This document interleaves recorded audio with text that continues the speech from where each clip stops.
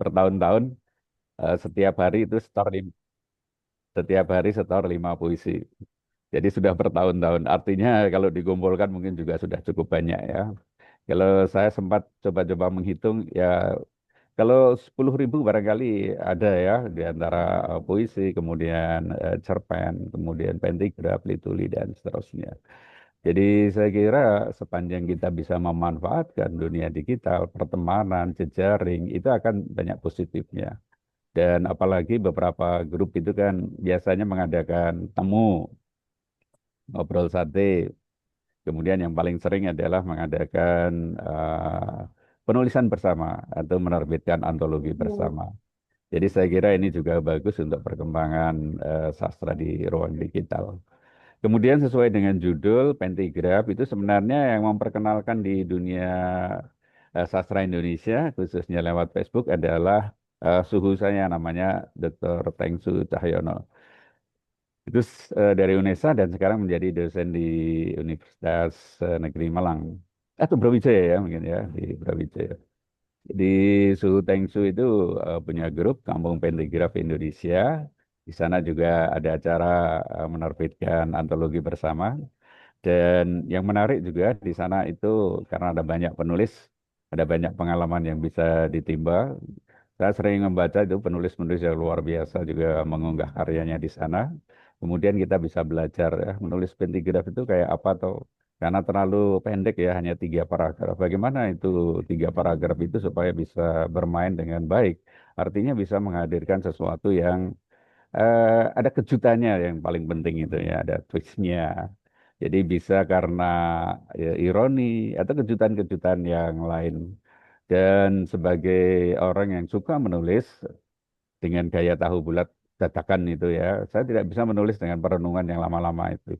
Jadi kalau lama-lama itu malah nggak jadi-jadi. Jadi kalau nulis ya udah nulis saja itu khusus itulah. Jadi kualitasnya juga jelek itu ya, kualitasnya 500-an saja seperti tahu bulat itu. Tetapi ya saya menikmatinya dan apakah bermutu atau tidak, mungkin tidak bermutu ya. Tetapi ada lebih dari 100 antologi puisi dan cerpen yang sudah saya ikuti dan karya saya diterima. Karena semboyan saya itu seperti yang saya tuliskan di sana adalah ya menulis dan menulisnya, menulis dan menulislah. Terus menulis. Ya, tulisan itu adalah karya dan karya itu adalah salah satu bentuk nyata itu ya bukti nyata keberadaan kita di dunia. Nah, itu semboyan saya. Jadi dengan semboyan yang sederhana itu saya berharap ya tidak berhenti menulis apapun itu ya. Meskipun dadakan itu. Jadi kalau teman-teman itu kadang mengeluh ya, waduh kok 2 hari belum dapat 3 puisi. Kalau saya kalau itu ya. Jadi kalau nulis kalau 5 baris ya mungkin 2-3 menit sajalah gitu. Kalau misalnya berbaris-baris ya agak-agak mikir sedikit. Demikian juga ketika nulis pentigraf itu saya biasanya hanya terlintas ada ide tertentu, ada saya melihat sesuatu kemudian saya tuliskan begitu saja. Dan ya sekali lagi barangkali itulah yang membuat kualitas tulisan saya tidak begitu baik. Tapi ya lama-lama belajar mudah-mudahan nanti ada peningkatan gitu. Kemudian komunitas digital sebagai kampus sastra. Jadi sekali lagi ada beberapa grup penulis itu yang membangun komunitas, kemudian di sana bisa diskusi, bisa ngobrol santai, kemudian juga bisa saling mengomentari. Saya kira ini media yang bagus untuk meningkatkan kemampuan bersastra atau kemampuan menulis. Kalau saya, kalau dari segi kemampuan mungkin nggak terlalu, ya. Kalau saya mengutamakan kecepatan menulis saja. Jadi yang penting itu cepat gitu. Karena kalau lama-lama biasanya justru mengalami kendala. Jadi tidak segera kelar gitu. Kemudian pentigraf dan budaya kejutan. Jadi sekali lagi ini kalau teman-teman tertarik untuk menulis pentigraf bisa bergabung ke Kampung Pentigraf Indonesia punya Suhu Tengsu Cahyono. Ada di Facebook, ada banyak sekali penulis di sana bergabung dan kita bisa belajar dari pentigraf yang ditulis oleh teman-teman penulis, terutama yang sudah lama menulis pentigraf. Sastra, ekosistem, ya saya kira ya sedikit pengantar saja teman-teman. Jadi pertanyaan ini saya kira penting diajukan. Apakah sastra digital memperluas demokrasi sastra dan melahirkan bentuk kreativitas baru? Nah, itu kalau saya kira kita cari jawabannya nanti. Apakah bisa itu? Karena sekarang kan orang itu bisa menulis bersama, itu ya. Jadi dengan sistem klik kita kalau masuk ke platform tertentu itu kita bisa membaca dan kita bisa ikut menentukan ini loh saya mau alurnya begini. Saya ingin tokohnya itu akan melakukan ini dan seterusnya. Saya kira ini era digital yang harus kita sambut dengan penuh kebijakan karena ini sudah keniscayaan ya nggak bisa ditolak. Jadi demokratisasi sastra, kemudian penggunaan AI, saya kira juga literasi digital. Sastrawan baru, apakah ada sastrawan digital? Ya, kalau saya lihat ya, yang menulis bagus itu memang penulis-penulis yang memang sudah biasa menulis di dunia cetak. Meskipun ada juga ya beberapa penulis yang lahir di dunia digital dan kemudian menjadi penulis yang sangat luar biasa. Beberapa waktu yang lalu saya ikut menguji, ada mahasiswa itu meneliti dark novel, dark novel. Kemudian saya mendengarkan informasinya itu, bagaimana karya itu ditulis, disajikan, dan kemudian bagaimana dia mendapatkan uang. Jadi dari satu dark novel yang ditulisnya itu kalau dihitung-hitung katanya ini ya mahasiswa saya mencoba menghitungnya itu tidak kurang dari 2 miliar uang didapatkan. Itu artinya ya ladang yang luar biasa kalau kita ingin memanfaatkannya, kita punya waktu dan kita bisa mengelola kesempatan. Saya kira demikian Bapak, Ibu, dan teman-teman sekalian. Terima kasih atas segala perhatian. Mohon maaf kalau ada salah kilap. Assalamualaikum warahmatullahi wabarakatuh dan salam tahu bulat. Cus.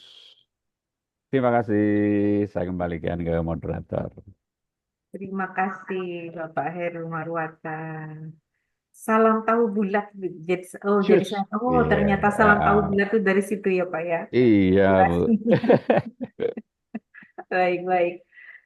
Em, Demikianlah teman-teman paparan dari Bapak Heru Marwata. Terima kasih banyak Pak Heru atas paparannya. Ternyata menulis cerita yang memikat hanya dalam 3 paragraf itu butuh seni dan kepekaan yang tinggi ya Pak Heru ya.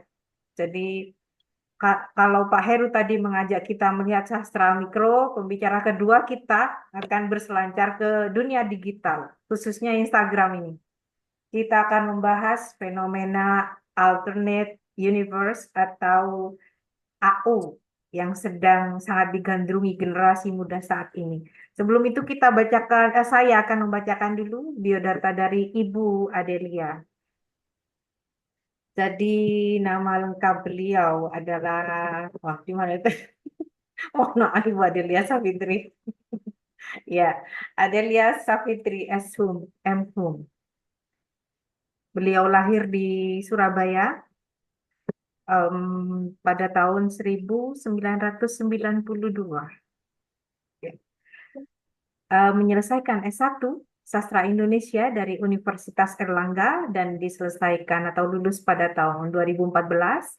Kemudian menyelesaikan S2 di Ilmu Susastra Universitas Indonesia dan lulus pada tahun 2018.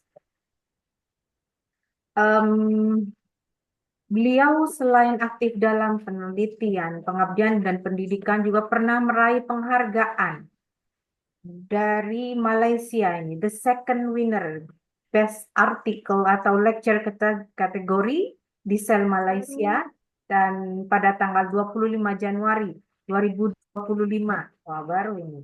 Tahun kemarin ya, Ibu. Asosiasi Kolaborasi Dosen Lintas Negara atau SEL KODELN dengan judul Exploring the Use of Drama Wayang for ESP Speaking Activities Malaysia. Wah, karyanya yang ini sudah menginternasional lah Ibu. Dan beliau ternyata juga sangat aktif menulis. Karya terakhir beliau yang selama 5 tahun terakhir juga ada di sini, tetapi saya bacakan yang terbaru saja yang beliau hasilkan di tahun 2025. Jadi ada beberapa buku di tahun 2025 diterbitkan oleh Pustaka Nurja itu berjudul Analisis Wacana dari Struktur Bahasa hingga Kecerdasan Buatan.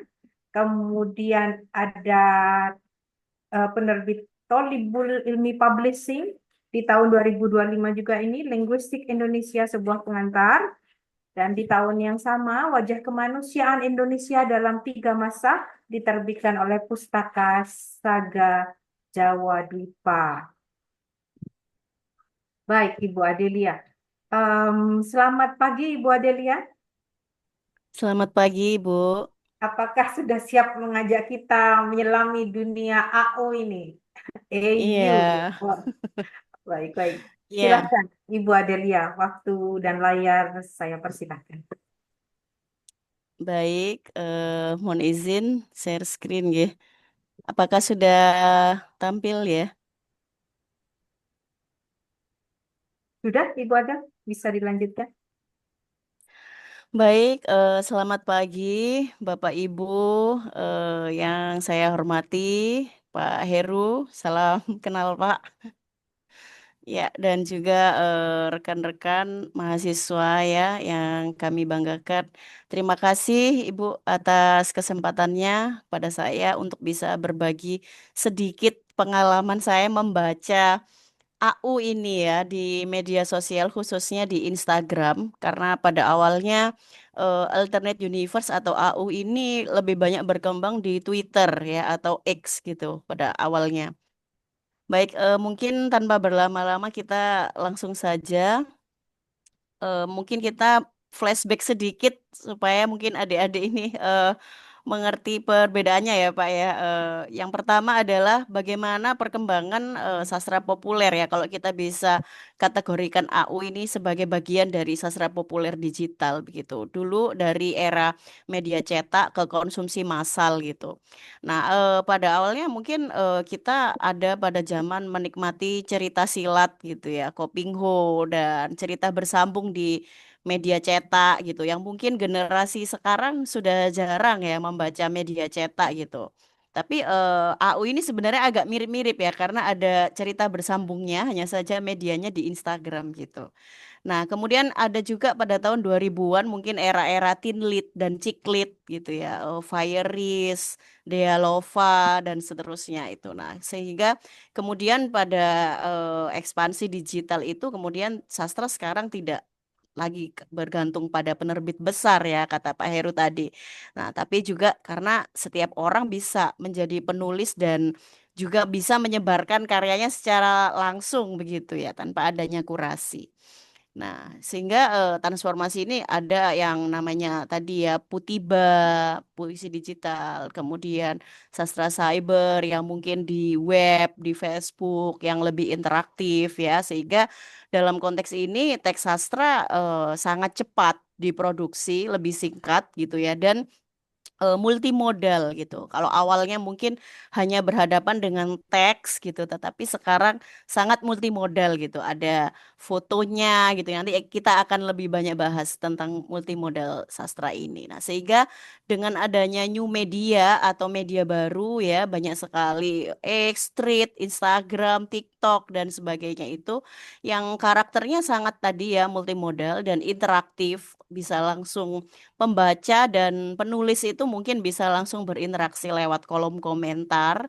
Kemudian kalau mungkin zaman dulu kita bisa mengenal penulis terkenal itu dari mungkin penghargaan yang beliau terima gitu ya, pemenang Kusala Sastra gitu atau pemenang Sayembara gitu ya, novel DKJ gitu misalnya.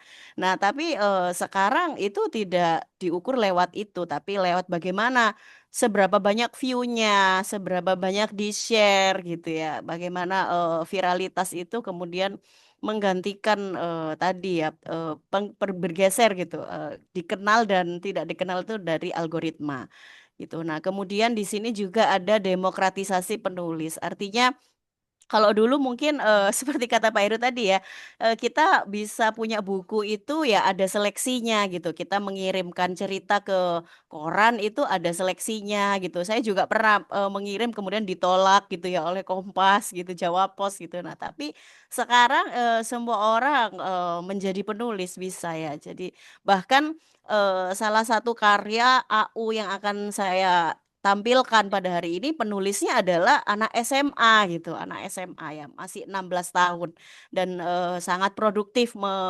menulis gitu ya. Ada beberapa AU-nya yang kemudian juga dibukukan. Nah, ini juga agak-agak kontradiktif sebenarnya ya, yang tadinya sastra digital, new media, tapi ujung-ujungnya juga dibukukan begitu ya, dicetak juga gitu. Nah, ini ada apa gitu. Nah, ini nanti kita akan mungkin bisa diskusikan bersama. Oke, kemudian saya berfokus pada Instagram. Nah, ini Instagram ini sebagai media baru dalam bersastra gitu ya. Karakter Instagram itu kita tahu berbeda dengan media sosial lain ya, yang sangat visual oriented. Nah, sehingga di situ membutuhkan apa?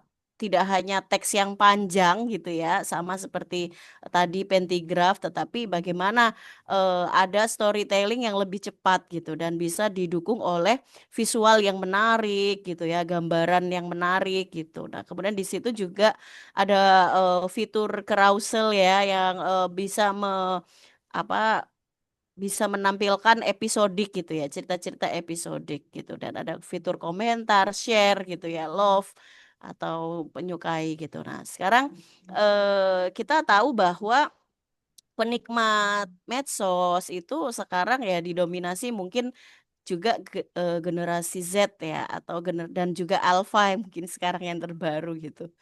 Nah, kita tahu bahwa perilaku digital Gen Z itu lebih menyukai hal-hal yang sifatnya tontonan dibandingkan membaca. Jadi kalau mungkin kita share ke mahasiswa kita gitu, coba cari, nah misalnya ada satu topik apa, mereka cenderung mencarinya itu ke TikTok atau cenderung mencarinya ke YouTube, bukan lagi Google gitu ya.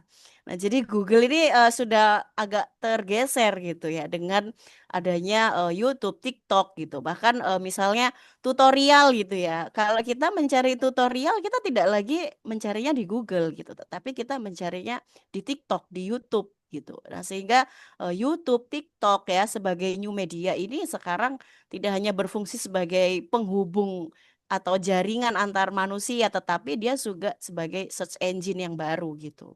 Nah, kemudian kita tahu bahwa kecenderungan Gen Z itu ya tadi ya lebih suka menonton dibanding membaca.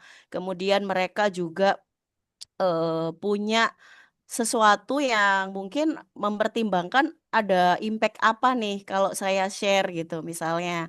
Nah, bagaimana terlihat keren itu dari hal-hal yang mungkin bersifat konotasi gitu ya. Misalnya contoh sederhana saya agak loncat sedikit misalnya dari tumbler yang dibeli dan sebagainya. Nah, itu jadi banyak hal-hal yang bersifat konotasi gitu ya yang itu lebih mereka utamakan gitu ya. Dan bagaimana mereka bertukar pesan ya, yang punya social meaning, yang punya nilai impactful tadi bagi circle-nya gitu ya, bagi gengnya gitu, bagi komunitasnya. Nah, gitu. Oke, nah kemudian sebenarnya fenomena AU ya sebagai mungkin sastra digital ini bukan hal yang baru ya, tapi eh, lebih masif lagi ya akhir-akhir ini gitu. Nah, jadi bagaimana sih alternate universe ini gitu ya atau AU kalau saya membaca gitu ya, itu kebanyakan mengambil tokoh yang sudah dikenal atau tokoh publik ya. Jadi public figure yang diambil sebagai tokoh fiksi di dalamnya gitu. Jadi ada juga yang ya ada Marky Pop, nah berarti idola dia itu dijadikan anak SMA mungkin, nah yang itu punya eh, cerita sendiri begitu ya. Nah jadi ditempatkan dalam istilahnya dunia alternatif yang berbeda ya dari realitas aslinya gitu. Jadi ada ini juga mungkin adalah sekarang ada fenomena RP itu ya, role play itu ya, mungkin yang marak juga di eh, apa berkembang ya di kalangan Gen Z dan Gen Alpha itu ya. Jadi seperti identitas palsu, fake account itu second account ya, itu adalah hal yang biasa ya bagi mereka gitu. Oke, nah ini adalah contoh, salah satu contoh AU yang saya paparkan ya. Di sini ada dari Instagramnya Strawberry sini ya, yang penulisnya adalah Tarisa.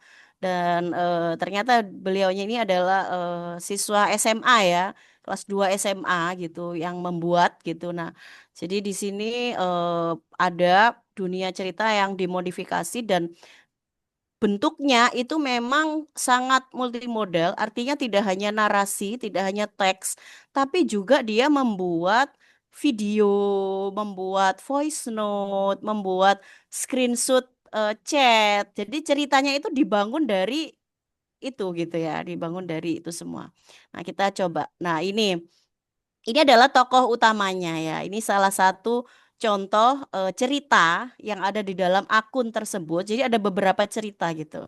Yang itu cerita bersambung gitu ya. Nah, contohnya ini saya ambil dari cerita yang lukisan tanpa warna gitu.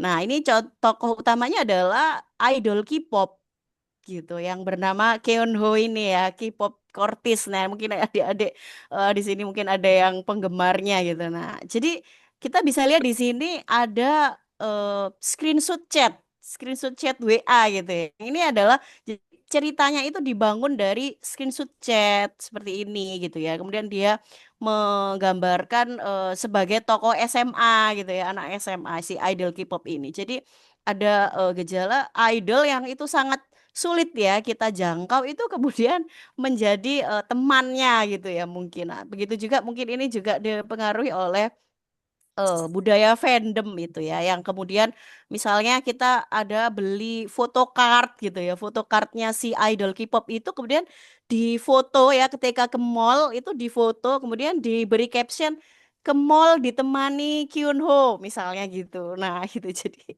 ada budaya itu juga ya masuk di sini jadi ini di sini dia mengambil tokohnya itu adalah tokoh-tokoh Korea ya. Ya, salah satunya ini. Nah, kemudian ini cerita awalnya dibangun dari chat.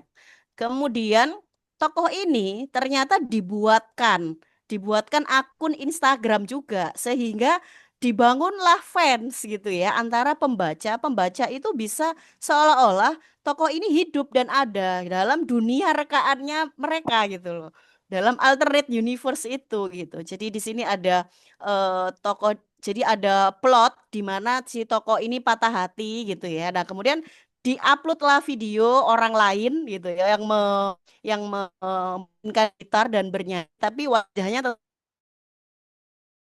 itu nanti bisa jadi berbeda gitu dengan yang sebelum-sebelumnya ditampilkan. Nah, jadi ini adalah video. Jadi memang betul ada video yang menyanyikan dan memang dibuat gitu ya karena liriknya itu juga menyebut tokoh-tokoh yang lain gitu dalam fiksi itu. Nah, kemudian dibuatkan akun IG tokoh utamanya namanya Elang gitu. Nah, ini di sini ada keterangan deskripsinya a fictional character by Strawberry Study. Nah, jadi dia juga apa ada postingannya gitu ya, ada kehidupan sehari-harinya diposting di situ gitu ya. Kemudian ini ada salah satu contoh dia juga update story gitu ya si tokoh ini gitu. Dia update story IG kemudian di komen ya sama pembacanya gitu. Nah, Jui. Nah, ini salah satu tokoh namanya Juwita yang dia itu diceritakan buta warna sehingga lukisannya itu selalu hitam putih gitu. Nah, jadi dia juga mencari lukisan yang hitam putih itu bagaimana, kemudian seolah-olah itu gambar oleh si tokoh ini gitu ya. Kemudian diupload di story IG dan kemudian di situ ada yang komen, Jui, you post it in my birthday. Nah, jadi seolah-olah ada interaksi bangun gitu ya dari pembaca dengan tokohnya, yang tokohnya itu hidup gitu.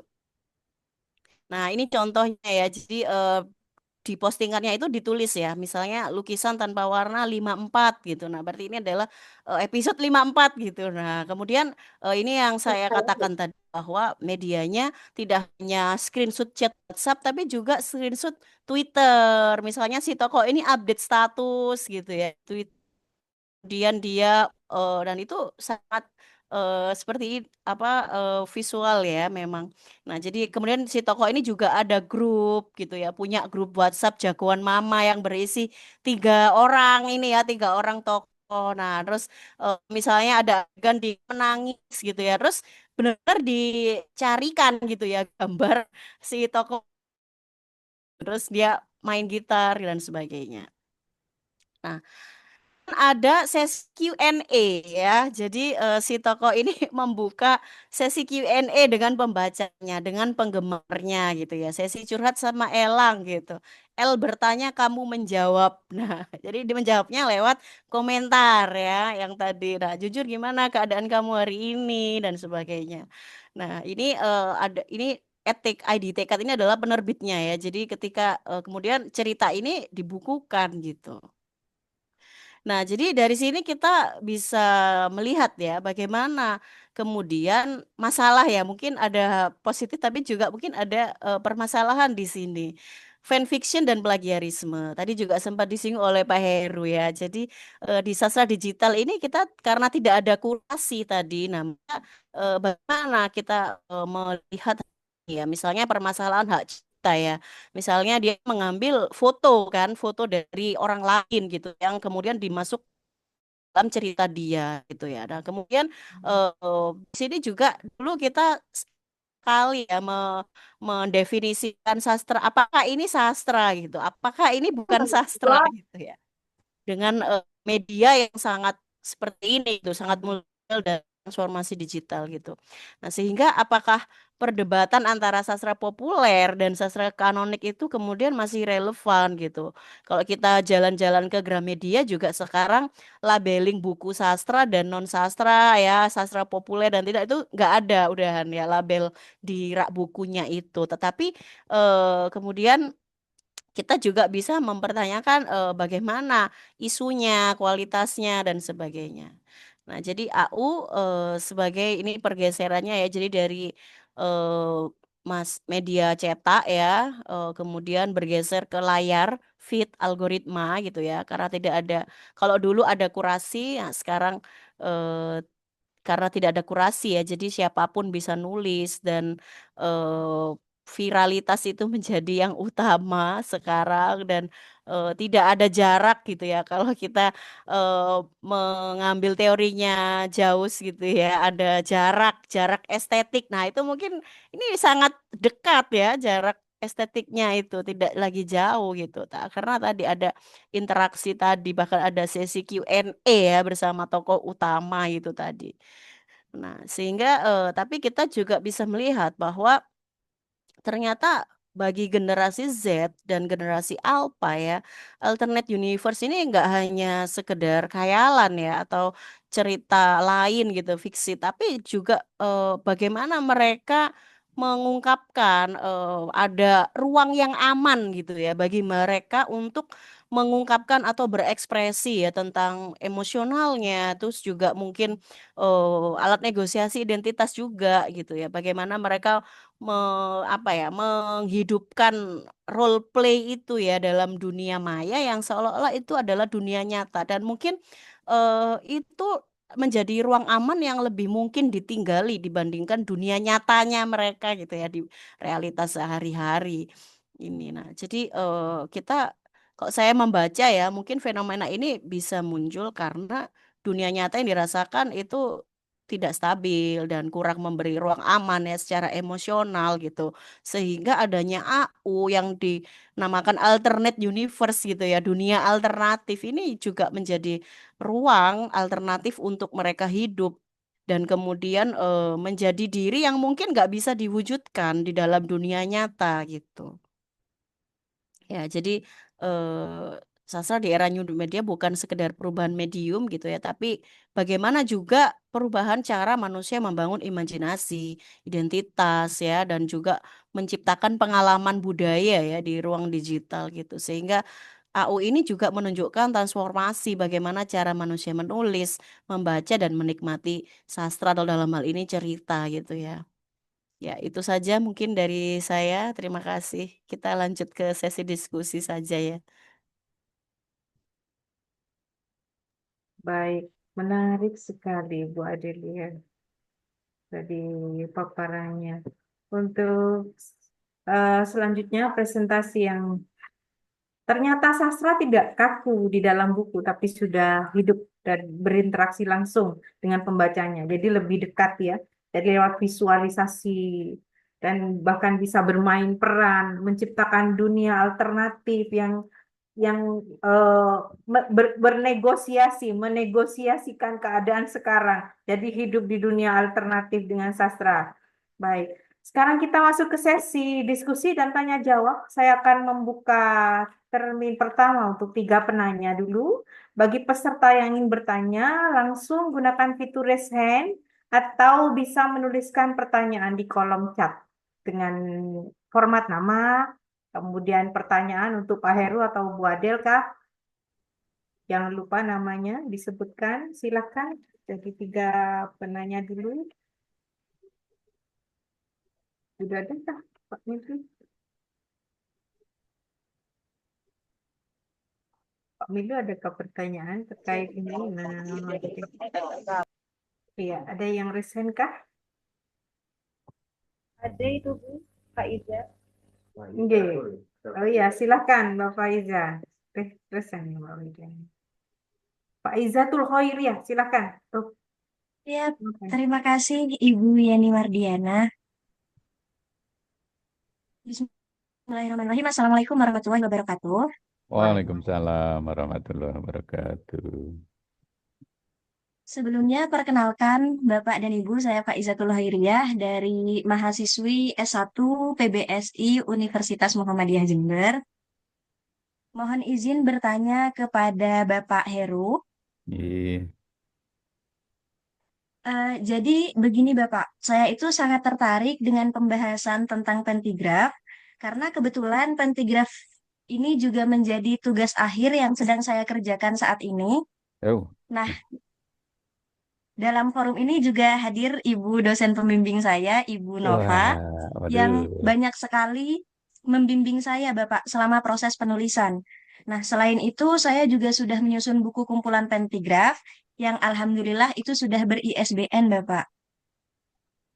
keren, Nah, keren, dari keren, keren. proses dari proses itu saya merasa bahwa menulis pentigraf ini memang susah-susah gampang, Bapak. Gampangnya itu ketika pentigraf ini bisa menjadi wadah untuk mencurahkan pandangan kita terhadap kritik sosial yang sedang terjadi di sekitar. Bahkan Hmm, hal sesederhana seperti sepiring tempe pun sebenarnya bisa kita olah menjadi sebuah pentigraf. ya, Namun yang sulit itu adalah bagaimana mengaplikasikan ide tersebut ke dalam bentuk pentigraf. Karena ada batasan 3 paragraf dan maksimal 210 kata. Terkadang saat sudah terlalu menikmati proses menulis itu, tanpa sadar jumlah katanya itu justru melebihi batas, Bapak. Nah, ya, ya. menurut Bapak, bagaimana cara penulis, terutama saya, itu tetap bisa membangun konflik, emosi, dan juga makna yang kuat dalam keterbatasan tersebut? Serta apa solusi agar penulis itu lebih disiplin menjaga struktur dan jumlah kata dalam pentigraf? Terima kasih, Bapak. Baik, terima kasih. Bagus sekali pertanyaannya. Langsung ditanggapi ini Pak Heru. Oh, boleh juga. Baik, terima kasih Mbak Faiza dari Universitas Muhammadiyah Jember. Ini salut ya, sudah menulis pentigraf, sudah ber-ISBN, kemudian jumlahnya mestinya cukup banyak. Bahkan ada dosen pembimbingnya itu kan, menarik banget itu. Kemudian tadi ada pertanyaan ini kok gimana ya menyusun itu kan idenya ada, kemudian menyusunnya itu kan harus dibatasi 3 paragraf, 210 kata itu. Ya memang awalnya barangkali agak sulit ya Mbak ya. Jadi saya juga termasuk yang tidak disiplin gitu ya. Kadang menulis paragraf di pentigraf ya suka-suka itulah. Yang penting 3 paragraf itu bisa panjang itu. Lebih dari 300 kata misalnya. Tetapi yang ideal memang ya seperti disampaikan oleh Su Tengsu 210 kata. Kemudian tidak banyak kalimat langsung. Kalimat langsungnya mungkin 1 atau 2 gitu ya. Karena itu untuk menghidupkan. Kemudian bagaimana kita memelihara supaya semangat kita itu ya pentigraf 210 dan tetap ideal gitu. Jadi ada ide, tadi salut sekali ya saya, ya modelnya barangkali hampir sama dengan tahu bulat saya ini tapi tempe bulat ya ini ya. Jadi tempe atau apapun bisa dihadirkan sebagai pentigraf. Ketika menulis saya juga melihat apa saja yang ada di sekitar itu ya, yang saya dengar, ada orang bercerita tentang apa gitu kemudian muncul. Ada orang bercerita tentang gendam, kemudian oh saya mencoba menulisnya tentang gendam dan seterusnya. Kemudian kalau mengelola pentigraf, kemudian untuk terus menulis secara konsisten, itu memang syaratnya nggak banyak itu, Mbak. Ya terus menulis saja. Menulis dan terus menulis itu katanya lama-lama akan menjadi master itu. Jadi menulis, menulis, menulis dan menulis. Karena seperti kata orang Inggris ini, bahasa Inggris saya mungkin berlepotan ya. Ini ada fawaid tadi nanti biar dibetulkan itu. Only constant practice will make a person a writer par excellence gitu. Jadi hanya latihan yang terus-menerus, yang konsisten itu yang akan membuat seseorang itu menjadi penulis yang bagus. Jadi saya kira ini langkah bagus sudah dilakukan oleh Mbak Faiza. Ya, sudah melakukan, sudah mengumpulkan, sudah menulis, sudah mengajukan ISBN, ada dosen pembimbingnya, itu sudah keren banget itu. Artinya tinggal memanfaatkan fasilitas itu semaksimal bisa. Dan kalau suka, bergabunglah kalau suka Facebookan ya, bergabunglah ke Kampung Pentigraf Indonesia yang dikomandani oleh Su Tengsu Cahyono. Di sana ada banyak pentigraf, kita bisa belajar, membaca-baca, kemudian, oh begitu ya cara mengembangkannya itu. Oh begitu ya cara membuat kejutan itu. Jadi tidak ada sarana untuk bisa menjadi seorang master katanya kecuali banyak membaca dan menulis terus. Membaca, menulis gitu ya. Banyak membaca itu akan membuat kita mengenal bagaimana orang mengembangkan tulisan. Kemudian banyak menulis tentu saja itu akan membuat kita ya nanti barangkali seperti otomatis itu ya. Kalau kita punya banyak kata, konon ya, kita punya banyak perbendaharaan kata mencukupi, itu kata-kata akan berpihak pada kita. Kita perlu apa toh? Kita perlu kata apa toh? Itu nanti akan meluncur dengan sendirinya. Oh ini ya, seperti menempatkan diri itu, plek, plek, plek, plek, plek gitu ya. Jadi saya kira itu Mbak. Yang paling penting adalah kalau punya ide, segera tuliskan ide itu apapun bentuknya. Setelah itu nanti kita kelola pelan-pelan, kita perbaiki itu ya kalau masih sempat. Ya, mudah-mudahan Anda tidak terpengaruh oleh gaya saya itu ya, yang ingin cepat-cepat gitu. Jadi mudah-mudahan ada sempat merenungkan, merevisi dan seterusnya, sehingga kualitasnya tidak tahu bulat goreng dadakan, tapi tempe bacem yang lebih ngangeni gitu ya, misalnya begitu. Saya kira itu, Mbak Faizah, terima kasih dan salut ya, terus menulis Mbak. Terus menulis. Kalau berkenan, mohon bisa kirimkan ke saya juga tulisannya. Nanti kita bisa berdiskusi ya. Ya ngobrolin santai saja. Kalau memberikan pencerahan mungkin saya nggak bisa ya. Barangkali kalau perbedaan saya dengan Anda kan saya lebih tua daripada Anda. Itu aja. Terima kasih Mbak Iya, Faiza. lebih senior ya. Oke. Siap, terima kasih kembali Bapak. Ya, Terima kasih Pak Heru, paparan yang sangat mencerahkan ini bagi yang mau mendalami pentigraf. matur Kita bergabung di nuwun. Facebook juga ya, ada komunitasnya ya Pak Heru ya. Iya Bu, ada itu namanya Kampung Petigraf Indonesia. Kampung Pentigraf. Ya, di sana ada Silakan. banyak sekali penulis. Iya, iya, iya. Menarik sekali. Ada Kampung Pentigraf. Wah, Bu Nova ternyata juga ini pembimbingnya si siapa tadi? Mbak Fauza. An, iya, pembimbing menulis pentigraf ini. Iya, bagus. Silakan penanya berikutnya bisa kepada Pak Heru atau Ibu Adelia Safitri. Tadi pertanyaan yang menarik memang di bagian alternate universe itu adalah dari sisi ini ya Bu ya, apa selain plagiasi, nah seperti mencantumkan foto yang dari akun orang lain atau Hmm. hmm, postingan-postingan orang lain terkait legalitas dan hak cipta karakter dalam cerita aku itu bagaimana selanjutnya atau statusnya Bu Adelia? Iya, eh, ya itu Bu. Jadi mungkin karena ini dia itu medianya adalah Instagram ya, dan di Instagram itu ya sangat apa ya? Kalau kita juga kadang ada kan misalnya akun Instagram yang itu dibuat oleh fans artis tertentu misalnya tanpa sepengetahuan artis itu gitu ya. Nah itu saya rasa mungkin eh, belum ada aturan dari si Meta ini ya selaku yang memiliki IG perusahaan itu terkait dengan hal-hal yang seperti itu gitu ya, second account kemudian. Nah, sehingga dia merasa ya bebas aja gitu untuk mengambil misalnya foto dari seorang idol kemudian dimasukkan ke dalam ceritanya. Tetapi menariknya adalah ketika misalnya cerita itu misalnya tadi ya lukisan tanpa warna itu kemudian dibukukan itu tidak ada. Jadi si tokoh idol K-pop ini diganti menjadi animasi. Tadi Hmm. yang si Elang bertanya tadi, nah itu Oke jadi ya. tokohnya itu dihilangkan, iya karena tadi mungkin ya Hmm, permasalahan hak cipta itu. Nah sehingga betul. ketika kemudian itu dibukukan itu berubah, visualnya Hmm, berubah. Jadi ada ada versi, adaptasi ya Bu ketika akan iya iya terkait dengan hak ada cipta, plagiasi dan betul, sebagainya. Oh, betul betul iya betul. karena nanti kan Terinspirasi melanggar dari itu, situ. iya Tapi penulisnya iya. tetap ya ya anak itu tadi ya Bu ya. Siapa namanya? Eh lukisan tanpa warna itu. Kenapa Hmm, Bu? penulisnya tetap orang yang sama ya Bu ya.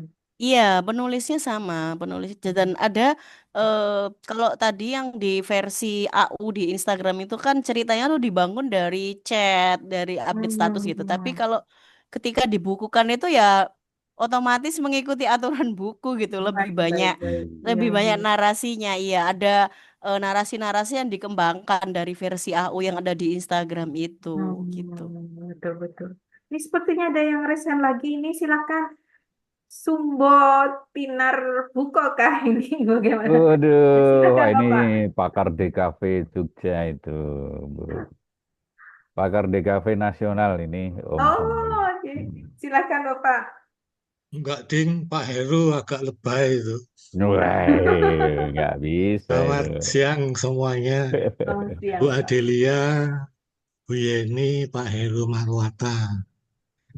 Ya, yang ingin saya tanyakan, ada dogma yang mengatakan bahwa tulisan yang baik, apakah itu pentigram atau yang seperti disampaikan oleh Bu Adelia itu melewati proses rewriting.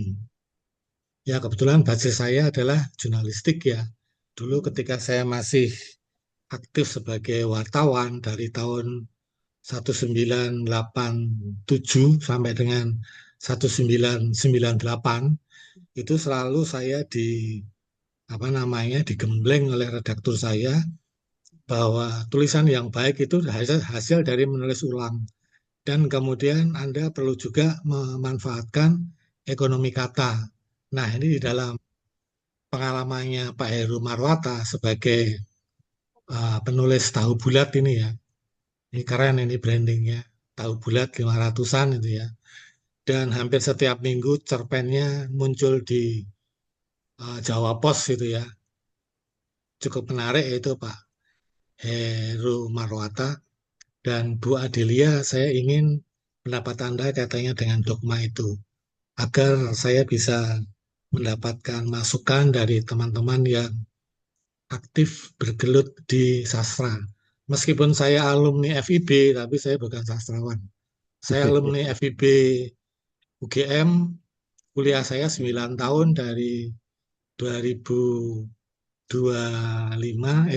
2026 sampai 9 tahun kemudian. ujian terbukanya 9 tahun dari 2026. Monggo, persilakan. Terima kasih. Baik, terima kasih Pak Sumbo Tinar Buko. Silakan Pak Heru duduk, kemudian Ibu Adelia menanggapi pertanyaan beliau. Baik, terima kasih Kang Mas Sumbo Tinarbuko. Beliau ini adalah dosen ISI ya, Bapak Ibu, pakar DKV beneran itu di tingkat nasional. Jadi kalau ada karya-karya DKV kok tidak lewat kuratornya Mas Sumbo itu pasti kurang beres itu. Kemudian menarik sekali ya tadi ada dogma yang mengatakan bahwa tulisan yang baik itu melewati proses rewriting itu ya. Ya, saya sebenarnya setuju juga. Alangkah baiknya kalau kita sempat mencermati tulisan yang pernah kita bikin. Jadi, tulis, kemudian kita baca ulang, kita perbaiki, dan seterusnya. Pasti itu jauh lebih bagus. Hanya saja kalau model saya memang ini nggak cocok gitu ya. Karena saya kan menulis itu harus secepat-cepatnya, terus segera diupload gitu, atau segera diunggah, atau segera dikirim gitu ya. Jadi saya itu penggemar deadline itu misalnya ada eh, tawaran untuk membuat antologi bersama, saya selalu tanya itu deadline-nya kapan? Tanggal 25 ya nanti tanggal 25 itu sebelum pukul 00 gitu ya. Itu biasanya ya akan muncul gitu. Kemudian ada ide, kemudian langsung tulis saja. Ya memang itu nggak sempat lagi untuk membaca ulang. Kemudian nggak sempat lagi untuk menulis ulang seperti yang disampaikan Kang Mas Sumbo. Memang betul sekali. Saya sangat setuju. Tulisan yang baik itu melewati proses rewriting. Pasti itu. Pasti jauh lebih bagus kalau kita sempat membaca tulisan kita dan kemudian merevisi, memperbaiki, menambah, atau menguranginya. Jadi gaya tahu bulat saya pasti nggak cocok itu dengan gaya untuk rewriting itu ya. Tapi saya sangat setuju. Jadi alangkah baiknya kalau kita bisa membaca ulang. Jadi saya sering iseng-iseng juga ya membaca di beberapa antologi itu puisi saya atau cerpen saya. Kadang saya juga malu itu. Loh, kayak gini tuh tulisan saya itu. Kok jelek banget gitu ya. Tapi sudah terlanjur terbit ya, ya sudah gitu ya. Jadi saya biasanya ya udahlah besok kalau ada kesempatan lain ya membuat tulisan yang lebih bagus. Tapi sekali lagi sebagai penggemar deadline itu memang agak susah ya. Jadi seperti mahasiswa zaman dulu itu katanya diberi waktu 3 bulan, 3 minggu, dan 3 hari itu sama saja hasilnya karena selalu dikerjakan pada malam terakhir itu ya. Jadi saya juga sebagai penggemar deadline itu memang ini kurang cocok gitu menjadi penulis yang benar-benar baik. Setuju, Kang Mas Sumbo. Mudah-mudahan nanti Mbak Adil memberikan pencerahan. Monggo. Baik, terima kasih Pak Heru. Bagaimana Pak Sumbo respon dari beliau? Apakah sudah sesuai harapan? Pasti belum. Iya. Ya, manut saja saya dengan ahlinya. Baik, silakan Ibu Adelia untuk Iya, menanggapi yang baik. disampaikan. Memang mungkin berbeda perspektif ya, Pak. Kalau kita memakai perspektif jurnalistik, mungkin ya tadi ya seperti kata Pak Heru berlomba dengan deadline gitu. Tetapi kalau kita mungkin memakai perspektif sastra gitu ya, kita tahu bahwa mungkin tulisan yang bagus itu bukan hanya idenya ya, dilihat dari topiknya atau tidak hanya dilihat dari idenya, tapi juga dari bentuknya gitu ya, dari strategi penceritaannya dan sebagainya gitu. Sehingga ketika misalnya kita melakukan rewriting itu, maka tadi ada waktu untuk tadi kok ini kayaknya kurang logis ini ya. Misalnya tokohnya hidup di pedalaman, hutan gitu ya, tapi seorang anak ini dari mana dia bisa jenius gitu. Misalnya dikisahkan dia seorang anak yang jenius gitu, tapi dari mana dia mendapatkan akses terhadap pengetahuan-pengetahuan itu misalnya. Nah, jadi ternyata ada ketidaklogisan nih, ada logika yang lompat gitu dalam penulisan itu misalnya. Nah, kita bisa mungkin memperbaiki itu atau menambahkan gitu. Nah, jadi rewriting itu mungkin tadi ya berkaitan dengan self apa ya proofread gitu ya gitu. Jadi menurut saya juga saya sepakat kalau itu penting ya, gitu. Kalau berkaitan dengan kualitas. Terima kasih Ibu Adel. Jadi tetap penting jika itu kaitannya dengan kualitas, maka memang itu dibutuhkan sesuai kebutuhan ya Ibu Adel ya. Baik, ini ada pertanyaan di kolom chat dari Bu Erna ini. Ini Wah, yang punya pertanyaan. gawe bertanya. Iya, dari yang punya gawe. Saya bacakan. Yang terhormat, kedua narasumber, bagaimana dengan pendapat sastra cyber memiliki kualitas sastra yang rendah daripada sastra kanon cetak? Wah, ini bagaimana? Silakan siapa dulu nih yang mau menanggapi? Pak Heru dulu, Ya, silakan. baik. Oke. Jadi memang ya ada pendapat seperti itu. Jadi sastra cyber itu apa itu? Sampah itu katanya. Sastra cyber adalah sastra yang tidak lolos kurasi untuk dicetak, katanya begitu. Jadi menarik juga tadi yang disampaikan oleh Mbak Adel ya. Sastra cyber kemudian dikumpulkan di dunia cyber, akhirnya dicetak juga gitu ya. Jadi grup-grup sastra, grup-grup penulis sastra cyber, kemudian sastra di komunitas seperti Facebook sama juga itu ya. Jadi mengumpulkan karya sudah ada di dunia cyber, udah manis-manis di situ. Kenapa itu harus dicetak juga? Mungkin ini adalah ya semacam apa ya gengsi. Jadi kalau buku itu dicetak, kemudian dijual luas, terus muncul pada saat kita ke bandara itu ada di rak di situ, wah keren banget itu, ya, misalnya kayak gitu ya. Jadi kan tidak terbaca ketika ada di dunia digital. Orang yang membacanya mungkin lewat handphone atau lewat laptop atau notebook. Sementara kalau dicetak itu wah kelihatan di situ. Jadi ada semacam tradisi juga atau pengingkaran ya. Jadi kurang pede itu sastra cyber itu karena itu masih cetak juga, gitu. Tapi saya kira ini ada hal lain. Jadi ada masalah dokumentasi, kadang ada masalah gengsi juga.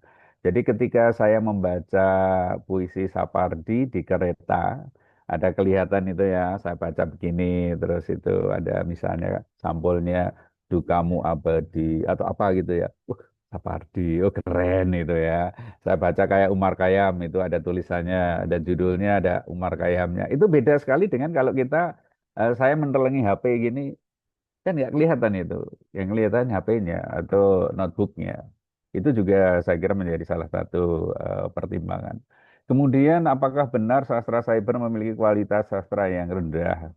Kalau menurut saya, ya secara umum barangkali ada memang. Jadi ada beberapa karya, ya seperti tadi disebut Mbak Adel juga ya, tidak ada kurasi. Kalau tidak ada kurasi itu artinya nggak ada penilai itu. Tetapi tadi seperti saya sampaikan juga ada sebuah grup itu yang ada adminnya. Adminnya itu akan membaca karya yang dikirimkan ke Facebook itu. Kemudian kalau dia setuju, itu artinya lolos kurasi gitu ya. Itu baru dimunculkan di lapaknya. Itu ada. Kemudian kalau dari segi kualitas memang kita nggak bisa main ke jauh ya, karena ada juga penulis senior banyak bahkan penulis yang sudah terkenal itu sekarang bergabung ke sastra cyber juga, penulis di cyber. Apakah karya mereka kemudian menjadi berkualitas rendah? Pasti tidak ya. Saya kira ada banyak hal yang perlu kita pertimbangkan. Satu hal yang tidak bisa kita tolak adalah kalau segi keberlimpahan banyaknya dari segi kuantitas itu sastra cyber itu nggak mungkin dikejar oleh sastra cetak yang manapun. Saya kira perkembangan ini adalah sebuah ya keniscayaan ini nggak bisa ditolak. Kalau bayangan saya, ya alangkah baiknya kalau nanti ada dunia kritik juga di seperti sastra cetak. Jadi di dunia cyber ada kritik juga. Jadi karya-karya itu diambil oleh beberapa kritikus sastra cyber, kemudian dinilai, kemudian diberikan masukan, catatan untuk perbaikan dan seterusnya, sehingga pada saat nanti dalam perkembangan lebih lanjut, ya akan menjadi lebih baik. Tapi memang agak sulit ya mengelola itu luar biasa itu. Dari segi jumlah itu sudah hitungan detik menit itu kan sudah melimpah ruah itu ya. Demikian banyaknya puisi, cerpen dan seterusnya. Kemudian ini ya saya baca ya Mbak ini ya. Jadi padahal memang perbedaan media berarti beda karakter. Media cyber itu demokratik, bebas, menekankan algoritma, viralitas, dan seterusnya. Jadi kalau menyebut algoritma itu, wah ini pakarnya mestinya Mbak Adel ya. Kita nggak bisa menolak kok itu. Karyanya itu jelek tapi muncul terus di semua beranda orang itu. Karena algoritma itu di klik entah pernah dimainkan itu algoritma itu bisa disetel gitu ya. Jadi supaya ada kecenderungan A, B, C dan seterusnya.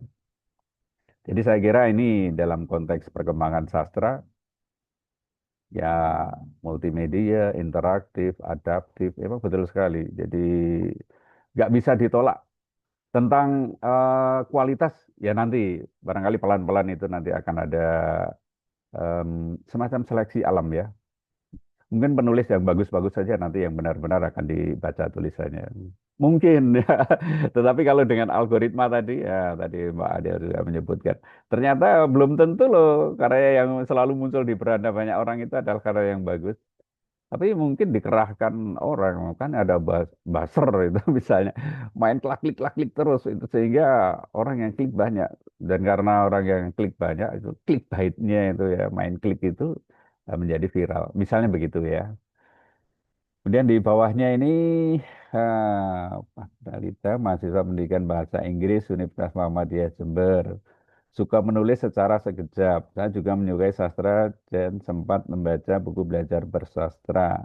Cetakan pertama tahun 2003 secara online. Oke. Saya pribadi sangat tertarik dengan prosa puisi. Menurut Bapak, bagaimana cara menjaga kepekaan dalam menulis agar ide-ide tidak hilang? Wah, ini menarik nih ya, Mbak. Jadi saya itu dulu karena suka menulis dan dulu belum ada HP ya. Saya itu selalu menggantungkan kertas dan pulpen di kamar mandi. Jadi saya itu sangat terobsesi, terpengaruh mungkin ya oleh seorang dosen saya namanya Romo Dighartoko.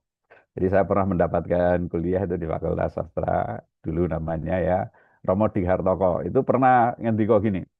Jadi kalau saya suaranya gandem gede banget itu ya seperti Londo itu. Jadi saya itu kalau nggak punya ide itu saya pergi ke kamar mandi. Kalau saya mencari kata tertentu kok nggak dapat, saya ke kamar mandi.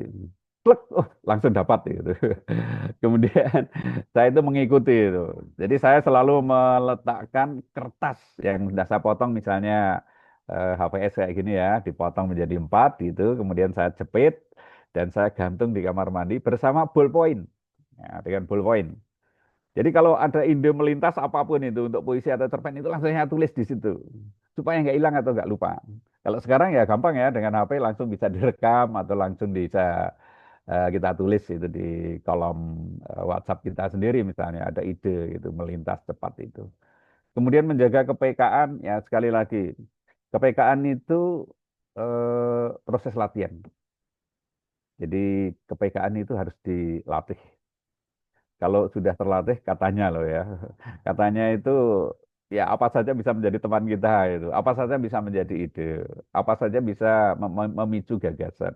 Dan apa saja yang terlintas di kepala atau di pikiran kita itu sebenarnya bisa kita kelola dengan baik asalkan yaitu ada latihan.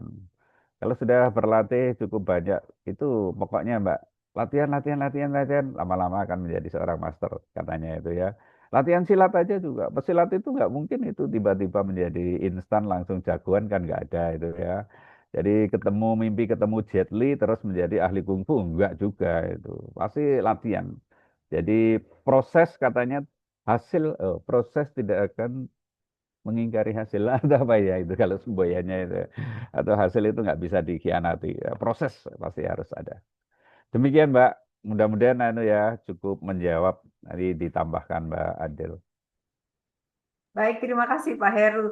Ibu Adelia belum menjawab pertanyaan sebelumnya. Jadi bagaimana dengan eh, pendapat sastra cyber memiliki kualitas sastra Iya. yang rendah dari sastra kanon cetak? Padahal memang perbedaan media berarti berbeda karakter. Misal media Iya, cyber, demokratik, bebas, menekankan algoritma atau viralitas, multimedia, interaktif, adaptif, atau banyak karya adaptif, copy paste, dan menekankan kecepatan dan sebagainya. Bagaimana Ibu Adelia menanggapi pertanyaan ini? Silakan Ibu. iya, baik, terima kasih. Seperti tadi yang saya tulis ya di PPT ini, sebenarnya kan, tapi kalau kita flashback sedikit, istilah kanon sendiri juga sebetulnya tidak lepas dari berbagai kepentingan ya, bagaimana kekuasaan akademisi mungkin ya, dan kritikus mazhab tertentu. Misalnya dulu pernah sempat ada perdebatan mazhab Rawamangun versus ini gitu. Nah, itu jadi mungkin yang di sini dengan adanya era new media dan tadi yang disebutkan Bu Yeni tadi ya, yang berubah adalah cara kita membaca dan yang berubah adalah cara kita mungkin menentukan atau menilai estetika itu gitu. Jadi standar standar kualitas yang bagaimana, yang apakah kita masih memakai standar kualitas yang dikatakan kanon itu, misalnya yang sangat ideologis gitu, atau yang sangat kritik sosial gitu misalnya, atau yang seperti apa yang disebut kanon itu gitu ya. Jadi standar ketika medianya berubah, tentu saja seharusnya standar kita untuk menilai kualitas juga seharusnya berubah gitu. Mungkin tidak sekedar bagaimana kemudian itu banyak diterima gitu ya, karena istilah populer itu juga sebenarnya agak negatif gitu ya maknanya gitu. Kalau disandingkan dengan kanon gitu yang dinamakan populer, mungkin ada, kita tahu dulu teorinya ya, ada kapitalisme yang bermain di baliknya gitu ya, yang mementingkan best seller dia daripada best novel, bukan best seller bukan best novel gitu ya. Tidak selalu best seller adalah best novel gitu kan. Misalnya seperti itu. Nah, jadi standar kita juga mungkin harus berubah gitu ya. Kalau menurut saya ya, dengan adanya era new media ini gitu ya, karena sangat yang kita analisis mungkin gitu ya, tidak hanya penggunaan teksnya mungkin. Nah, tapi bagaimana itu berterima gitu ya, berterima oleh pembaca, dan bagaimana dia menyajikan itu dengan strategi penceritaan yang sekreatif apa. Nah, seperti itu. Sehingga menurut saya itu juga tadi Pak Heru juga bilang gitu ya, bahwa banyak juga penulis-penulis sastra kanon mungkin ya yang kemudian juga menulis sastra cyber gitu. Nah, itu tidak otomatis tulisannya juga kemudian langsung kita justifikasi semua sastra cyber itu jelek karena tidak ada kurasi gitu. Banyak juga yang kemudian malah itu memberikan inspirasi baru ya bagi penulis-penulis muda utamanya gitu dengan adanya multimodal tadi. Nah, sebelum itu kemudian di sini tadi kayaknya ada pertanyaan yang belum sempat terbaca, Ibu, tentang karakter ya, karakter di Oke, AU saya ini ya. bacakan dulu Jadi di atas ini dari newsnya. Ya, ya. iya, Ya, iya. jadi Jadi bagaimana sebuah cerita alternative universe dapat mempertahankan karakteristik inti atau core personality dari tokoh aslinya, meskipun latar dunia, profesi, garis waktunya diubah secara total, dan iya. bagaimana keterlibatan pembaca secara real time dapat memengaruhi atau mengubah arah jalan cerita yang sedang dikembangkan oleh seorang penulis AU. Begitu, Ibu. Iya, iya, ya. Jadi tokoh ini ya, tadi kan saya katakan mengambil, ada salah satunya mengambil dari idol K-pop gitu. Nah, kalau tokohnya itu dalam dunia nyata adalah idol K-pop, otomatis dia bisa menyanyi ya, dia bisa bermusik. Nah, karakter bernyanyi, bermusik, kemudian apa ya, karakteristik dia di dunia asli, misalnya dia dingin gitu, dari foto-fotonya, dari postingannya. Nah, itu diadaptasi. Jadi karakter yang itu ini adalah Sunho misalnya gitu ya. Sunho itu karakternya dingin. Nggak mungkin kalau kemudian ketika dimasukkan dalam tokoh visi AU dia jadi humoris gitu. Itu nggak mungkin seperti itu. Jadi ada karakter-karakter yang tetap dipertahankan kalau saya lihat gitu ya dalam versi AU-nya gitu dari versi real life-nya gitu. Jadi kalau dia karakternya adalah seorang penyanyi, nanti akan ada adegan dia bisa nyanyi gitu karena di dalam karakter AU-nya sehingga pembaca masih bisa mengenali si idolnya ini gitu dalam meskipun dia dalam cerita atau dalam versi yang berbeda. Jadi memang ada hal-hal yang dicoba untuk dipertahankan ya dari karakter real life-nya si tokoh itu.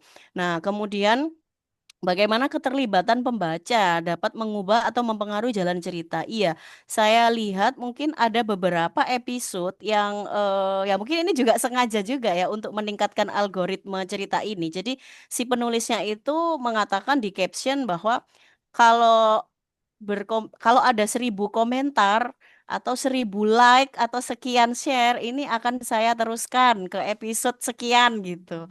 Nah, nah terus ada juga potongan cerita yang itu ada pertanyaan, gimana menurut kalian tokoh Jui mau hidup atau gimana gitu. Nah, jadi apakah Hmm. Elang layak bersama Jui? Nah, kayak gitu. Jadi ada eh, memang yang sengaja ya, mungkin menurut saya itu disengaja gitu oleh penulisnya gitu supaya tadi ya menaikkan algoritma dia gitu ya. Jadi memang dibuat seperti itu. Jadi seolah-olah itu alami ya.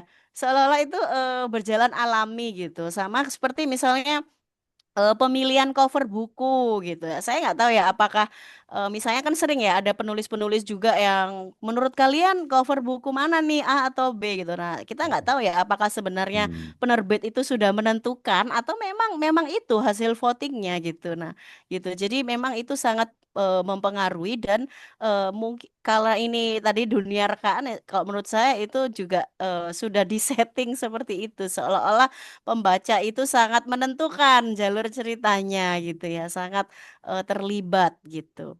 Nah, itu sih. Jadi memang ada ruang memang dibuat seperti itu. Seolah-olah pembaca nih yang menentukan next episode tokohnya hidup lagi misalnya atau ternyata dia nggak jadi kecelakaan dan sebagainya. Nah, itu seperti itu. Jadi interaksi langsung dengan pembacanya ini bisa mengubah plotnya ya Bu Adil ya. Iya, Jadi betul. apakah nanti akan diteruskan atau berhenti gitu ya. Jadi begitu. Bagaimana ini penanya respon dari beliau sehingga keterlibatan membaca memang mempengaruhi arah jalan cerita pada eh, apa AU yang diangkat oleh Bu Adil tadi itu. Silakan. Pertanyaan berikutnya. Kita masih ada waktu. Ada di kolom chat itu, Bu. Iya, Oh, ada di kolom silakan. chat. Oh iya iya. Ya. Oh iya. Anissa Alfian, mahasiswa pendidikan bahasa Inggris UNMU Jember. Kebetulan saya suka menulis di AU, wah, di X dengan memakai tokoh idol K-pop juga ini Bu. Saya menemukan bahwa respon pembaca di Instagram dan X cukup berbeda. Di Instagram saya melihat kritik terhadap penggunaan idol sebagai tokoh dalam AU, sedangkan di X penggunaan idol justru lebih diterima dan diminati. Menurut Ibu, faktor apa yang menyebabkan perbedaan penerimaan tersebut? Apakah hal itu dipengaruhi oleh budaya pengguna, karakteristik platform, atau pemahaman mereka terhadap aku sendiri? Silakan Ibu Adel. Iya, baik terima kasih atas pertanyaannya. Memang tadi AU ini awalnya memang bermulanya dari X ya. Kalau saya lihat platformnya, kemudian merambah ke Instagram. Nah, kalau tadi ada perbedaan penerimaan pembaca begitu ya. Ya, mungkin juga bisa yang pertama mungkin pengetahuan pembaca itu sendiri ya terhadap AU di media IG itu kurang gitu dibandingkan di X gitu. Kalau di X itu memang bahkan stiker sesimpel stiker tukang galon aja ya, misalnya pesen galon pakai stiker nggak ngomong gitu, terus dibalas sama tukang galonnya juga pakai stiker. Itu kemudian banyak yang komentar, bikinin AU-nya dong gitu, bikinin versi AU-nya dong Kak. Nah akhirnya dibuatkan gitu, dan kemudian dikomikkan dan diterbitkan oleh Gramedia gitu ya, si Atu itu tukang galon atau apa itu. Nah itu, jadi ini adalah bagian pop culture kita yang sangat menarik sebenarnya ya, lintas aliwahana ya kalau istilahnya Prof. Sapardi Djoko Damono itu. Nah, jadi aliwahananya sangat cepat. Nah, kalau mungkin apakah di X, kenapa di X lebih berterima gitu ya, sehingga eh, apa, pembacanya lebih berterima ketika menggunakan tokohnya itu idol, sedangkan di Instagram tidak.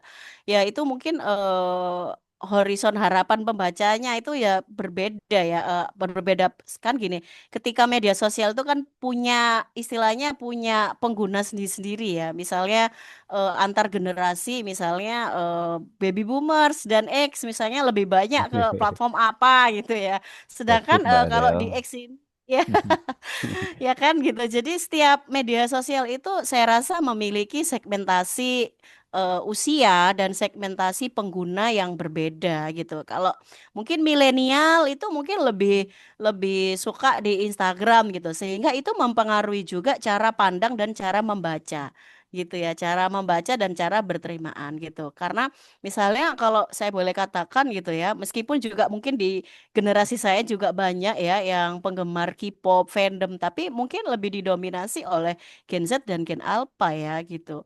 Yang mereka rela mau mengeluarkan ratusan ribu untuk membeli photocard itu ya, photocard idol mereka gitu. Nah, itu. Jadi ini mungkin juga dipengaruhi oleh perbedaan generasi di platform itu, saya rasa gitu. Mungkin juga misalnya saya sendiri, misalnya ketika saya disodorkan gitu ya, AU misalnya dari adik saya kebetulan punya adik yang masih SMA gitu. Nah itu saya juga nggak kenal gitu, misalnya ini siapa gitu. Jadi keberterimaan dan tidaknya mungkin juga dipengaruhi oleh itu gitu, karena beda beda segmentasi pengguna medsosnya. Baik, terima kasih Bu Adelia. Ada pertanyaan berikutnya.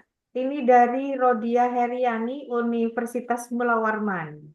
Jadi Ibu Adel, saya sendiri salah satu pembaca AU di Twitter atau sekarang lebih dikenal dengan X. Namun, Hmm. saat mencari AU untuk dibaca, saya cukup sering menemukan cerita yang mengandung konten dewasa dan masih mudah diakses.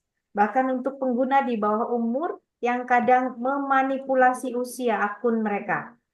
Dan seperti yang Ibu jelaskan tadi, dengan kondisi sekarang di mana semua orang bisa menjadi penulis dan menyebarkan karya dengan bebas, menurut Ibu, apakah perkembangan sastra digital saat ini sudah berjalan ke arah yang semestinya atau justru ada pergeseran nilai karena kebebasan tersebut kadang dimanfaatkan secara tidak Iya. bertanggung jawab? Silakan Ibu Adelia, menarik sekali Iya. pertanyaannya. Iya, betul, betul.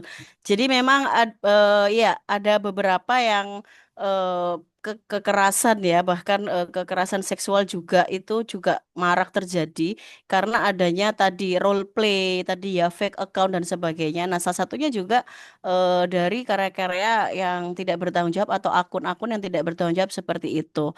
Nah, makanya ini tadi juga penting bagaimana kebijakan terkait dengan, ya ini tentu saja melibatkan pemerintah dan juga melibatkan si pemilik medsos itu ya. Artinya kebijakan itu kan tidak bisa dari bottom up ya gitu. Jadi harus dari atas gitu. Eh, Sehingga menurut saya ya memang penting untuk adanya eh, kebijakan yang mengatur terkait dengan hal tersebut. Sekarang memang ada kebijakan Kominfo itu anak-anak di bawah 16 kalau tidak salah ya. 16 atau 17 ya. Itu tidak boleh mempunyai akun medsos. Ya, itu kebijakan dari Kementerian Komunikasi Digital itu ya. Jadi Komdigi itu ya sekarang. Nah, itu anak-anak di bawah usia 16 tahun kalau tidak salah ya. Itu tidak boleh memiliki akun medsos. Tetapi banyak juga yang memanipulasi makanya ya tadi. Nah, maka mungkin juga penting peran orang tua juga ya, Bu. Saya rasa gitu untuk mengontrol bagaimana apa saja yang dibuka oleh anaknya, kemudian apa yang dibaca gitu. Meskipun mungkin ya pasti kan bisa sembunyi-sembunyi Bu gitu. Nah, tapi ya itu tadi. Iya, tapi ya itu memang perlu adanya kebijakan khusus saya rasa yang mengatur terkait dengan regulasi atau sensor gitu ya. Karena kalau di misalnya di dunia film ya itu atau di YouTube itu juga kan ada eh, konten sensitif atau apa ya yang itu ada sensornya gitu yang nggak bisa diakses oleh beberapa usia tertentu gitu.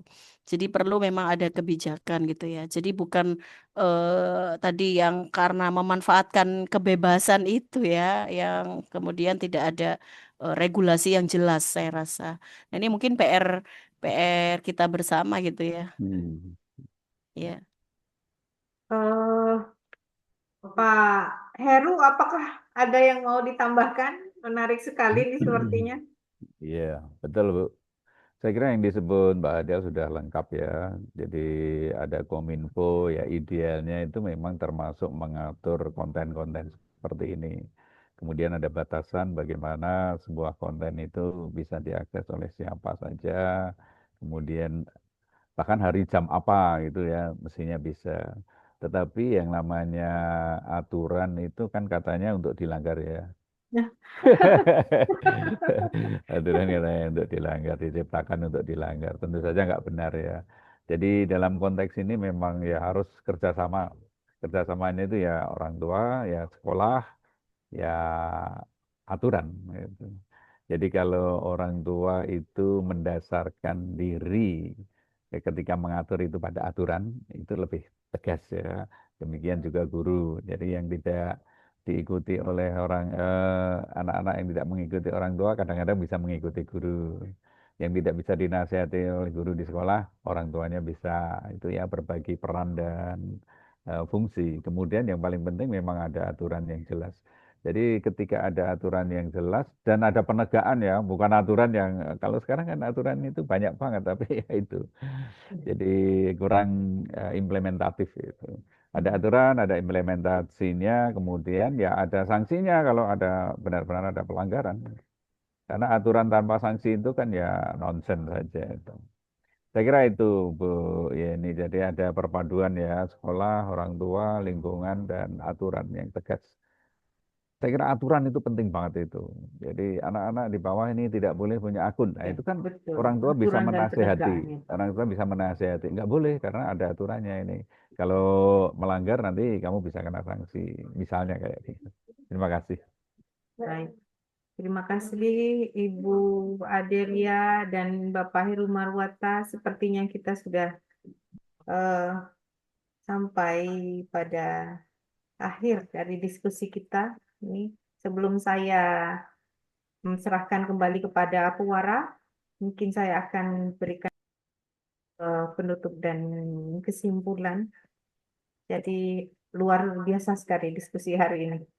Jadi bagaimana sastra pentigraf mengajarkan kita tentang kepadatan ide dan estetika dalam keterbatasan ruang, sedangkan sastra alternate universe merupakan bagaimana sastra beradaptasi, mendobrak batas media, melahirkan budaya baca tulis yang baru di kalangan generasi muda.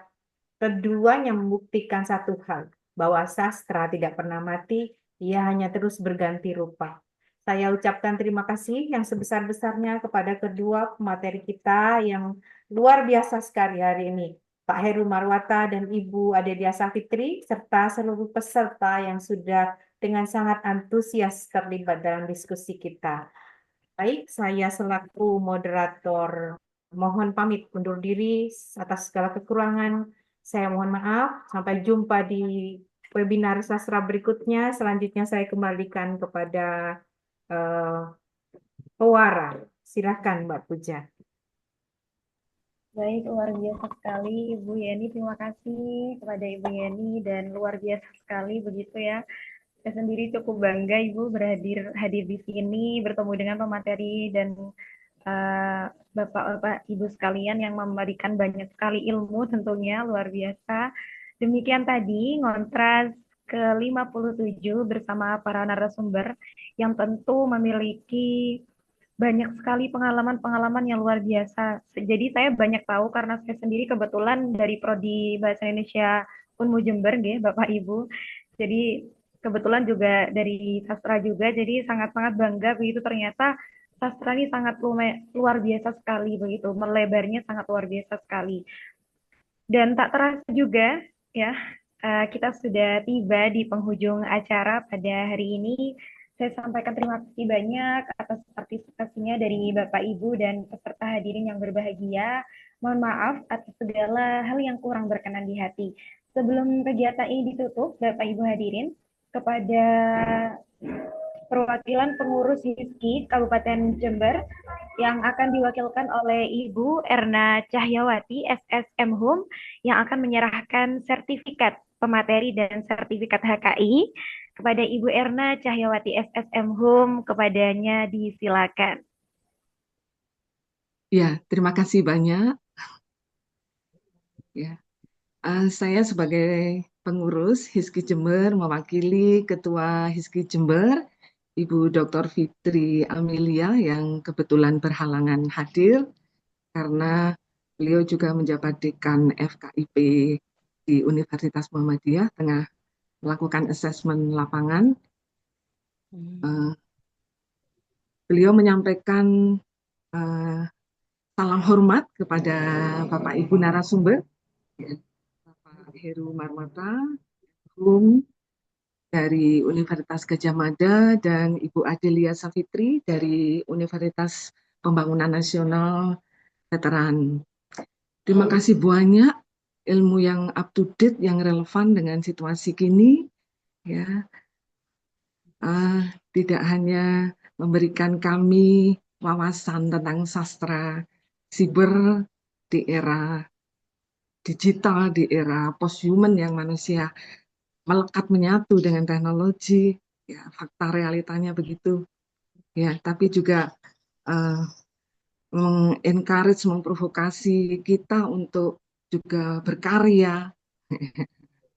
Ya, saya membaca penggalan di slide-nya Pak Heru tadi. Ya, dengan karya kita meninggalkan jejak dan kita menyatakan keberadaan. Dengan karya berarti penanda kontribusi kita di dunia. Wow, ya, terima kasih banyak sekali. Ya. HISKI Jember juga menawarkan jurnal jika Bapak Ibu narasumber mau mengirim artikel. Ya, ada 2 jurnal. Ya, satu jurnal semiotika di bawah ini Fakultas Ilmu Budaya Universitas Jember. Ya, Sinta 4, yang satunya dari jurnal Pendidikan Bahasa Sastra dari FKIP Universitas Muhammadiyah. Ya, jika berkenan mengirim, sangat senang hati. Oke, baiklah. Tanda terima kasih kami juga ini menyampaikan sertifikat dengan bangga diberikan kepada Bapak narasumber, Dr. Andes Heru Marwata MHum dan Ibu Adelia Savitri, ya, atas kuliahnya di Ngontras yang sudah ke-57. Ya. Berikut surat pencatatan ciptaan, ya, yang diberikan ke narasumber termasuk kita panitia yang terlibat sehingga acara ini bisa terselenggara. Ya, terima kasih banyak Bapak Heru Marwata dan Ibu Adelia. Terima Semoga kasih kerja kembali. ini Terima ya, kasih, terima kasih. ya bisa tetap berlanjut, ya, diikuti kolaborasi-kolaborasi berikutnya. Ya. Senang sekali. Demikian. Terima kasih. Wassalamualaikum warahmatullahi wabarakatuh. Kami kembalikan ke Pewara. Waalaikumsalam warahmatullahi Waalaikumsalam warahmatullahi wabarakatuh. wabarakatuh. Warahmatullahi wabarakatuh. Terima kasih ya Ibu Eni, Ibu nggih, Ibu Erna. Erna Cahyo penyerahan sertifikatnya dan kepada Mas Heri. Baik, sebentar.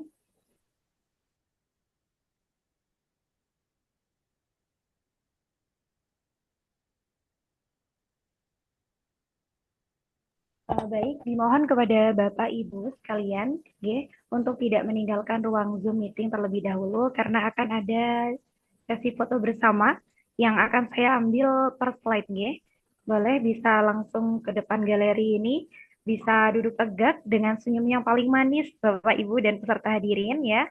Pada hari ini siang-siang harus semangat, Boleh, silakan saya hitung, Siap. Oke, siap, Pak hostnya. Baik. Dari galeri pertama, saya hitung, Satu, dua, tiga. Sudah. Lalu kita akan ke slide atau galeri yang kedua. Saya hitung mulai dari satu, dua, tiga. Baik, galeri yang ketiga. Satu, dua, tiga. Ampun. Galeri yang keempat dan lima bisa bersiap dengan hitungan satu, dua, tiga. Terima kasih banyak Bapak Ibu hadirin sekalian. Saya Dila Puja Rahmawati sebagai pemara dari Ngontras ke-57 ini mengucapkan banyak terima kasih dan tentunya mengucapkan pesan yang sangat luar biasa begitu bisa hadir di tengah-tengah pemateri yang luar biasa. Tentu tidak lupa karena diawali dengan pantun begitu Bapak Ibu sekalian, maka harus diakhiri dengan pantun begitu Boleh dijawab cakep saya akan pelan-pelan mengucapkannya. Nah, punten izin, batu pecah dipenturkan, Cakep. rusak bunga dikubur oleh debu. Cakep. Cakep. Terima kasih atas kehadiran Handai Taulan di webinar Ngontras 57. Cakep, Ada lagi, satu lagi ini sudah penutup, Karena ada hujan maka tanah basah. Cakep. Tanah sudah lama kena gempa. Kasihan. Hari ini saatnya kita berpisah. Semoga esok kita kembali berjumpa. Salam kontras, selamat siang, dan terima kasih atas Amin. partisipasinya. Terima kasih. Terima Terima kasih, mohon maaf dari kasih. saya, Bapak Ibu hadirin. Sekian dari saya, billahi fisabilil haq. Salam sejahtera bagi kita semua. Salam Om Swastiastu, Namo Buddhaya, salam kebajikan. Wassalamualaikum warahmatullahi wabarakatuh. Waalaikumsalam Waalaikumsalam warahmatullahi warahmatullahi wabarakatuh. Mbak Adel itu UPN Jogja sudah jadi negeri gimana ini Jember?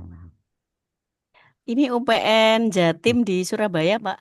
Oh iya, sudah negeri juga ya, sama ya? Iya, Oke. sama. Singkatannya jadi apa sekarang? UPN VJT, Pak. Oh gitu ya. Jadi Iya. berubah juga ya. Kalau dulu UPN itu kan dipanjangkan Universitas Persis Negeri gitu ya.